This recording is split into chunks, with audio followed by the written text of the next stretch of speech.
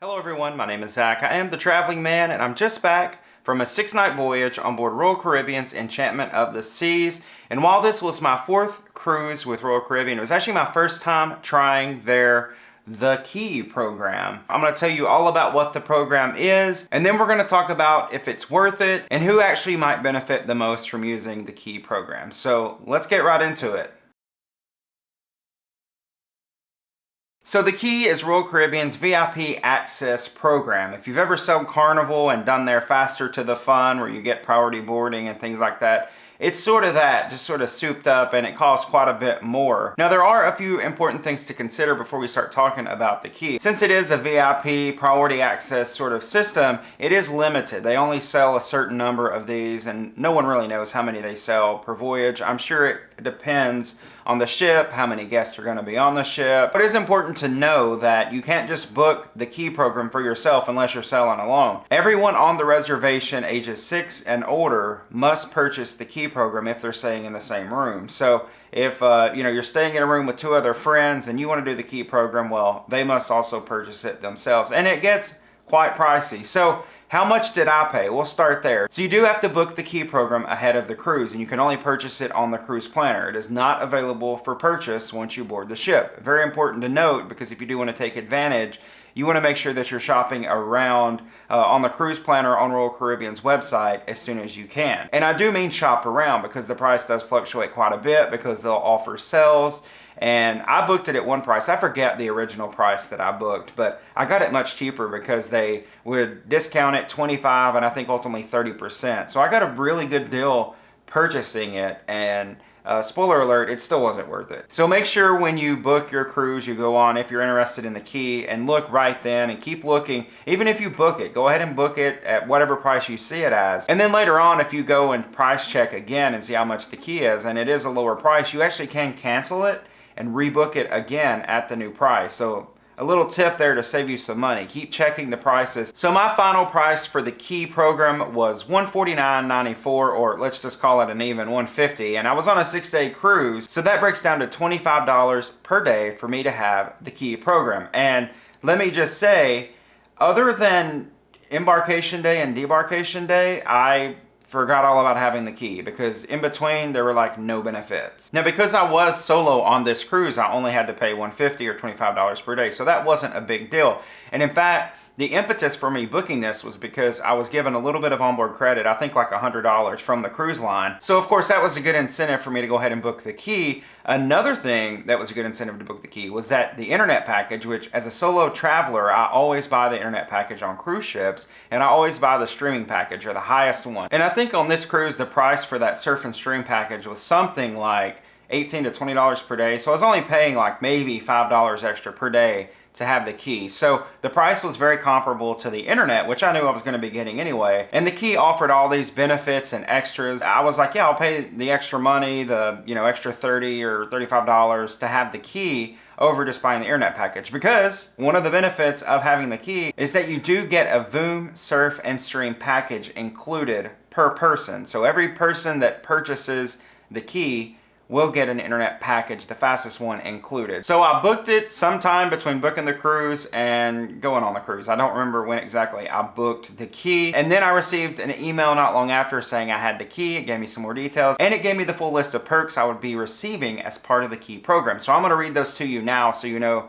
exactly what you might be expecting to receive. So the perks listed in the email are: early access at the terminal. They are allowing you to show up between 11 and 11:30. However, if you're not able to make it between 11 and 11:30, when you arrive at the port, you are to look for the special signage that's going to be for the Key only. And actually, this happened to me. I wasn't able to be there between 11 and 11:30. So I actually got there hours later and was ushered right through security, right through the check-in process. It was very quick. There was a huge line of people waiting in the regular line to be checked in for the cruise, and because I had the Key, this saved me so much time. So this is one of the areas here that was very beneficial for me having the Key, or else I would have been waiting so much longer. From the time of me arriving at the curb to the time I boarded the ship, maybe 15 to 20 minutes total. And that's all because I had the Key program. It would have been probably double or triple that had I not had it. The next benefit is being able to drop off your carry-on luggage in the main dining room on deck 3 by 2 p.m. And then it says your carry-on luggage will be hand-delivered to your stateroom. The next benefit is an exclusive welcome lunch in the main dining room featuring the Chops Grill menu. And that's available from 12 p.m. to 1:30 p.m. Another benefit is private time at some of our onboard activities such as rock climbing, flow rider, etc. Also, priority departure from ship to shore at tender port, seats, an exclusive VIP seating section at shows in the main theater, Aqua Theater, Studio B, and 270. Then as I mentioned, the VOOM Surf and Stream package, now including high-speed internet for one device, and that's one package per guest. And finally, on debarkation day, enjoy a private a la carte breakfast and choice departure. So on paper, that sounds absolutely fantastic. There's a lot of benefits included with this. The big benefit on embarkation day was me arriving to the terminal at a very busy time when a lot of folks are arriving and being able to breeze within 15 or 20 minutes right on board the ship. Now, as soon as I boarded the ship, there on deck 4, I actually walked from the starboard side straight across to the elevator bank over to the port side, and there was actually a desk, a welcome desk. It's a huge sign there, you can't miss it, with a banner that said the key,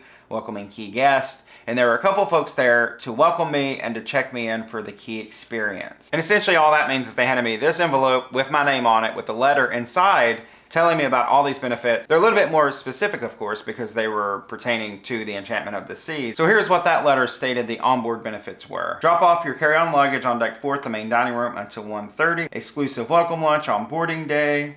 Private hours at ship activities as per the list on the back of this letter. Well, on the back of this letter, there's a private time schedule, and it says that on day 2, which is our first sea day, that they were having 1 hour, and this looks like between 4 and 5 p.m., they were having that private time for the key guest back on the rock wall. And then they're also having time on the second sea day, which was the following Wednesday, at the same time, 4 to 5 p.m. private time. So that was all of the private hours for ship activities. Then of course it lists the VOOM Surf and Stream. It tells me how to access that. It also states here that early access would be given in the Orpheum Theater on deck 6. Now, I never took advantage of this, but it's pretty interesting here that the VIP area was on deck 6 because that was the upper level of the theater. So it doesn't sound like they were seating folks in the first few rows. It sounds like if you were wanting to be there for the VIP seating, that you were actually being seated on the second level of the theater. So keep that in mind. They're also offering for this sailing priority departure from the ship to shore in our ports of call. And then it says here on day 3,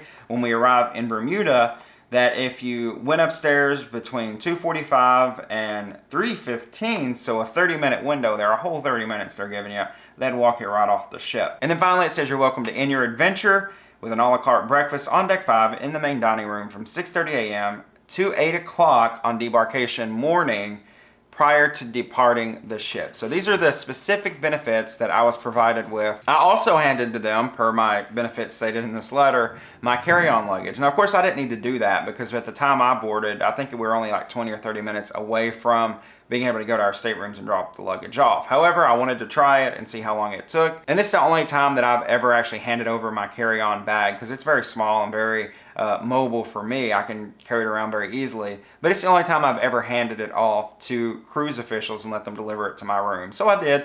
And I think within the hour it arrived. It wasn't immediate, but it didn't take all day either, and probably got there much quicker than a checked bag would have gotten there. And then right after that, they ushered me right on into the main dining room, my fair lady. This is where things got quite interesting, and I started to wonder whether or not the whole experience was going to be worth it. Because I was looking forward to the embarkation day lunch. I've often thought, like, it's such a shame that most of the time when you go on a cruise on embarkation day, the main dining room isn't open. Well, it was open for us that had the key on this sailing, so I was happy about that. It also said that they would be featuring the Chops Grill menu. Exclusive welcome lunch on boarding day on deck 4 in the main dining room featuring the Chops Grill menu. So on the screen here while I'm talking, I'm going to pull up and show you the Chops Grill lunch menu, which is what they're referring to. And here it is. Look at all the wonderful, fabulous selections that you can get from Chops Grill. Here is the menu that I was presented with in the main dining room when I arrived for this exclusive welcome lunch. And there are 3 appetizers, there are 3 entrees, and 3 desserts. So I think we're taking some liberties when we say that you're going to offer the lunch menu from Chops Grill, or featuring the lunch menu. You should say selections from, right? Because I was assuming that the menu was going to be the Chops Grill menu. So that was the first letdown. The food in that was good. I had the fish that came with a little side of spinach, I got a salad, I think, for my appetizer, and I didn't get dessert. But in hindsight, knowing it wasn't the full Chops Grill lunch menu and it was just a very abbreviated selection, now I don't really think it was worth it. You know, I was thinking in my mind, like, wow, I can book the key and get the Chops Grill lunch experience without booking the Chops Grill lunch, because that's another $35 throughout the course of the cruise if I want to go to Chops Grill for lunch. So I thought I was going to be saving myself some money by doing this, but it wasn't really Chops for lunch. It was just a few little selections from the Chops Grill menu. And folks, that was pretty much it for the key benefits from day 1 all the way to day 6 on my cruise. We didn't have a tender port, so there was no priority tender. I didn't take advantage of the 30 extra minutes they were going to take me to get off in Bermuda. There was plenty of seating in the theater, so there was no need for me to go to deck 6 and sit in the upper level in the VIP seating. So yeah, really no benefits that I was able to take advantage of after embarkation day until debarkation day. So a night or two before debarkation day, I actually received another envelope in my room. This little letter that came in the envelope gave me a little bit more details about the debarkation day process. You may join us to enjoy your exclusive a la carte breakfast before you depart the ship in the main dining room on deck 5, port side, between 6:30 and 8:30 a.m.